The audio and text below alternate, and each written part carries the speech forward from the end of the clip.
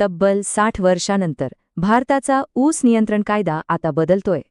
होय, तब्बल 60 वर्षांनी 1966चा कायदा अखेर एका मोठ्या अपडेटमधून जातोय. आणि ह्या बदलामुळे देशभरातल्या ऊस उत्पादकांना मोठी आर्थिक सुरक्षा मिळणार आहे. चला तर मग बघूया हा नवीन कायदा शेतकऱ्यांना त्यांचे पैसे कसे मिळवून देतो. ह्या नवीन कायद्यात साखर कारखान्यांसाठी एक अगदी स्पष्ट डेडलाईन देण्यात आली आहे.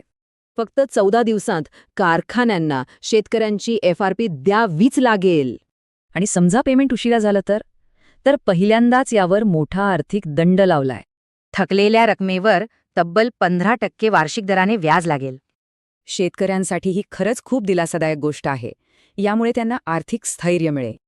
बरं, हा कायदा फक्त पेमेंट पुरता नाहीये, तो साखर कारखान्यांच्या मुख्य उत्पादनाची व्याख्याच बदलतोय. म्हणजे 600 लिटर इथेनॉल आता 1 टन साखरेच्या बरोबरीचं असेल. इथेनॉल आता बाय प्रोडक्ट नाही. इतकंच नाही तर कारखाने उभे करण्यासाठी आणि चालवण्यासाठी पण नवीन नियम आणले आहेत. उदाहरणार्थ 2 साखर कारखान्यांमधलं किमान अंतर आता 25 किलोमीटर असेल. याशिवाय खांडसरी युनिट्सना FRP लागू होईल आणि रेकॉर्ड्स डिजिटल ठेवावे लागतील. तर मग ह्या नवीन कायद्याचं सध्या काय स्टेटस आहे? तो कधी लागू होणार? केंद्र सरकारने मसुदा प्रसिद्ध केलाय आणि आता सर्वांकडून सूचना मागवल्या आहेत.